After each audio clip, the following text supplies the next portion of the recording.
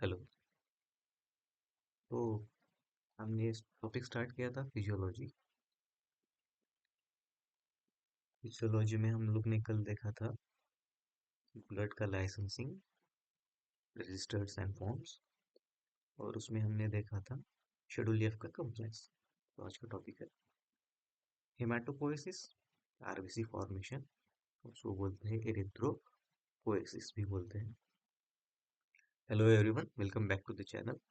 अब तक हमने blood bank acts, schedules, licensing, regulatory sites cover किया। आज से हम इंटर कर रहे हैं ब्लड फिजियोलॉजी का कोर एरिया में, और आज का टॉपिक है हेमाटोपोइसिस। ये टॉपिक ब्लड का ओरिजिन बताता है, एनीमिया, ल्यूकीमिया जैसे टॉपिक का बेस है, और एग्जाम में डायरेक्ट प्लस इनडायरेक्ट दोनों तरह से आते हैं।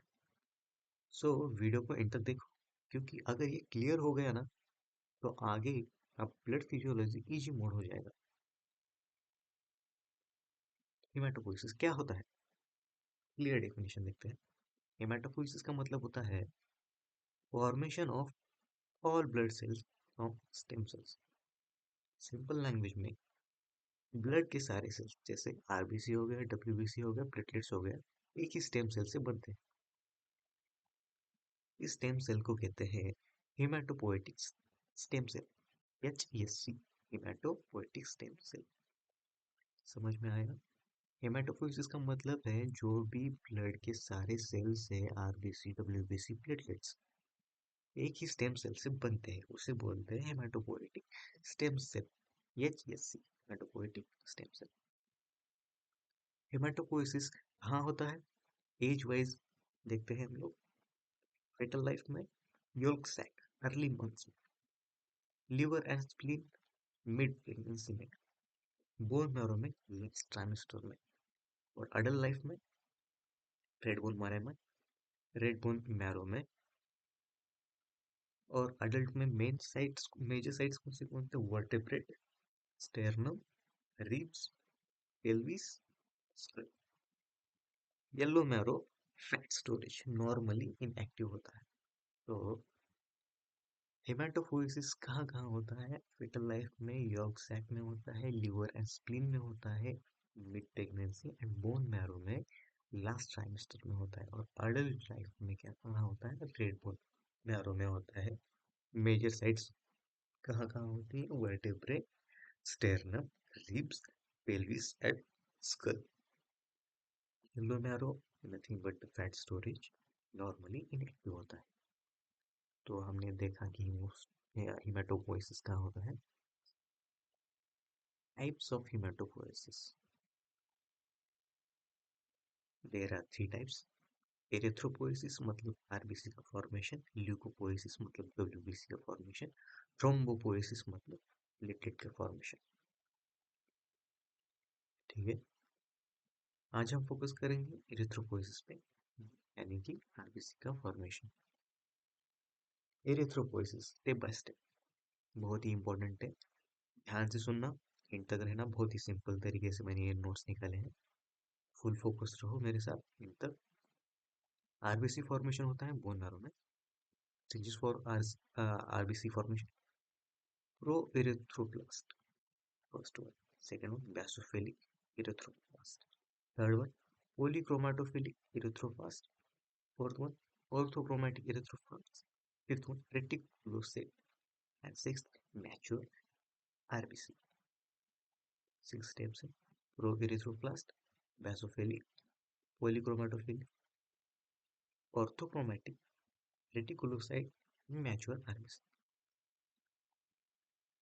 जैसे जैसे स्टेज आगे बढ़ती जाती है, सेल की साइज डिक्रीज होती है, न्यूक्लियस डिसअपियर होता है, और हीमोग्लोबिन इंक्रीज होता है। रेटिकुलोसाइट्स मतलब क्या? Immature RBC and then mature RBC. Blood test में एनीमिया एक्सेस करने के लिए काम आता है रेटिकुलोसाइट। रेटिकुलोसाइट किस काम में कौन से काम में काम आता है? ब्लड टेस्ट में एनीमिया एक्सेस करने के लिए रेटिकुलोसाइट मतलब इमैच्योर आरबीसी काम में आता है। Regulation of erythropoiesis.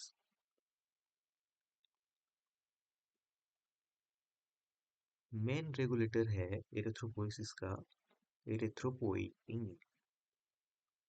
Erythropoietin produce होता है किडनी में, मेजर सोर्स है वहाँ पे।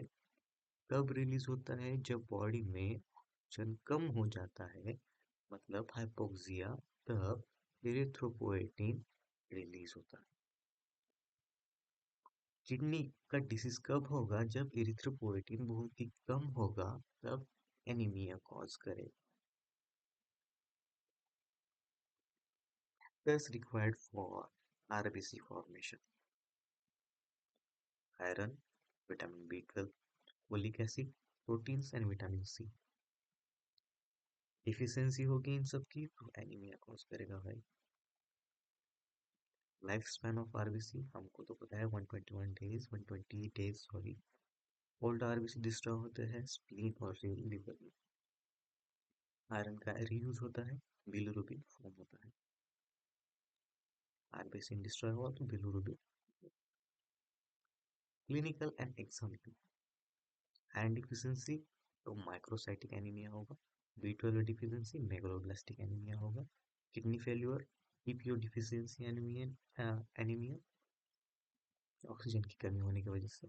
ये पॉइंट्स केस बेस्ड क्वेश्चंस में आते हैं, तो भाई ध्यान में रखना। बहुत ही इजी है, स्टडी बहुत इजी है, मैंने बहुत इजी कंसेप्ट निकाले हैं। मेरे लास्ट के वीडियो जरूर देखना। कॉमन एग्जाम टाइप्स कहाँ हो गए जहाँ पे हम लोग कर सकते हैं? हेमाटोपोइसिस ओनली इन लिवर नहीं भाई। ईपीओ फ्रॉम लिवर अडल्ट नहीं भाई। आरबीसी लाइफ स्पैन नहीं भाई, 90 डेज नहीं है। तो करेक्ट क्या क्या है? अडल्ट में बोन मैरो में होता है, ईपीओ किडनी में होता है, आरबीसी 120 डेज का होता है। ठीक है, चलो।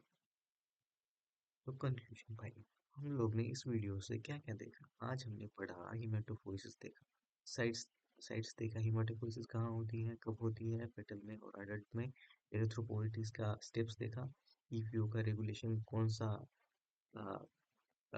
इंजाइम करता है वो देखा। अगर ये क्लियर है तो एनीमिया, हीमोग्लोबिन, आरबीसी डिसऑर्डर्स सब अपने आप इजी हो जाएंगे। अगर कोई भी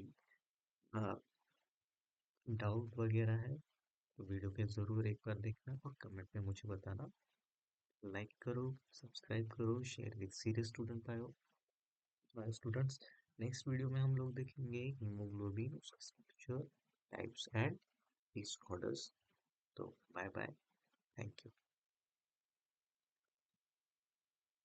हाँ, हाँ, अभी अभी हमने क्या क्या क्लियर किया अब तक क्या क्या कंप्लीट है हमारा वो देखेंगे। ब्लड का बेसिस हमने देखा फर्स्ट वीडियो में, फिर उसके बाद ब्लड बैंक एंड रेगुलेशन देखा, गॉगलर्स देखे, हेमाटोपोइसिस देखा, अभी अभी हेमाटोपोइसिस देखा। और रिमेनिंग क्या क्या है? हीमोग्लोबिन एनीमिया ये कल के वीडियो में डाल दूंगा मैं। डब्ल्यूबीसी उसके टाइप्स और immunity, platelets and haematopoiesis, coagulation और cascade, blood group plus transfusion reactions देखेंगे। और वन शॉट में रिवीजन और एमसीक्यू भी देखने वाले हैं।